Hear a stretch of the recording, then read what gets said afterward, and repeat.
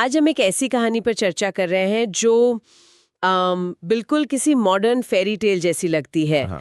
प्रियंका चोपड़ा और Nick Jonas की। हमारे पास जो जानकारी है उसके जरिए हम समझने की कोशिश करेंगे कि कैसे एक ट्विटर मैसेज से शुरू हुआ रिश्ता जोधपुर के महल तक और फिर परिवार तक पहुंचा। हाँ बिल्कुल। और ये कहानी सिर्फ ग्लैमर की नहीं है, ये दो अलग अलग दुनियाओं मतलब हॉलीवुड और बॉलीवुड, अमेरिकी और भारतीय संस्कृति के मिलने की भी कहानी है। और शुरुआत तो मतलब बेहद अनौपचारिक ढंग से हुई, एक सीधे ट्विटर मैसेज से। हाँ, और ऐसा नहीं कि बस हाय लिख दिया हो। हाँ, काफी स्ट्रेट फॉरवर्ड मैसेज था। उन्होंने लिखा कि कुछ कॉमन दोस्तों से सुना है कि उन्हें मिलना चाहिए। ये अपने आप में दिखाता है कि कभी-कभी सीधी बात करना ही सबसे असरदार होता है। सही कहा, चाहे आप कितने भी फेमस क्यों ना हो। और प्रियंका का जवाब भी उतना ही दिलचस्प था। हाँ, बहुत प्रैक्टिकल। उन्होंने कहा कि भाई मेरी टीम ये मैसेज देख सकती है तो क्यों ना वो उन्हें सीधे टेक्स्ट करें। इसमें उनकी समझदारी और प्राइवेसी को लेकर सतर्कता साफ दिखती है, मुझे लगता है। बिल्कुल, यहीं से बातचीत शुरू हुई। फिर करीब 8 महीने बाद दुनिया ने उन्हें पहली बार साथ देखा। वो मई 2017 का मेट गाला था। हाँ, मेट गाला फैशन की दुनिया का बहुत बड़ा इवेंट है। वो बहुत बड़ा। वो भी शायद एक इत्तेफाक ही था। मतलब दोनों ने राल्फ लॉरेन के डिजाइन पहने थे। हाँ, और उन्हीं के मेहमान बनकर रेड कार्पेट पर साथ चले थे।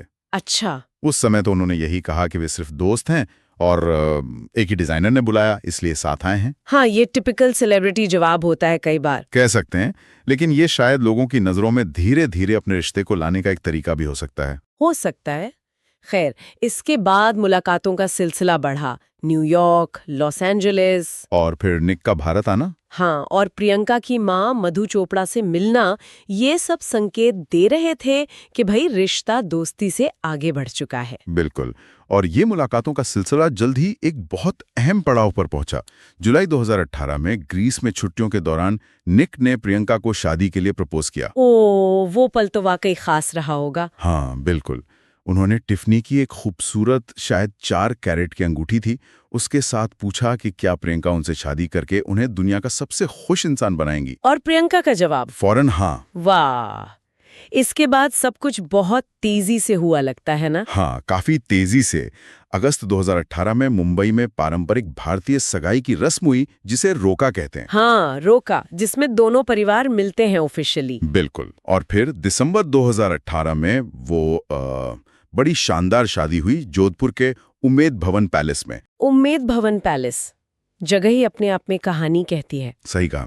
और दिलचस्प बात यह है कि शादी में दोनों की पृष्ठभूमि का सम्मान किया गया। हाँ। मतलब एक क्रिश्चियन सेरेमनी हुई। हाँ, जिसमें प्रियंका का गाउन राल्फ लॉरेन ने डिजाइन किया था, वही मेट गाला वाले डिजाइनर। हाँ, वो एक अच्छा कनेक्शन था। बिल्कुल। और फिर पारंपरिक भारतीय रीति रिवाजों से हिंदू वेडिंग भी हुई। ये दिखाता है कि कैसे दो संस्कृतियां खूबसूरती से एक साथ आ सकती हैं। एकदम। अब वो एक ग्लोबल कपल हैं सही मायनों में, जिनका घर अमेरिका और भारत दोनों जगह है। हाँ, और 2022 में सरोगेसी के जरिए उनकी बेटी मालती मैरी चोपड़ा जोनस का जन्म हुआ।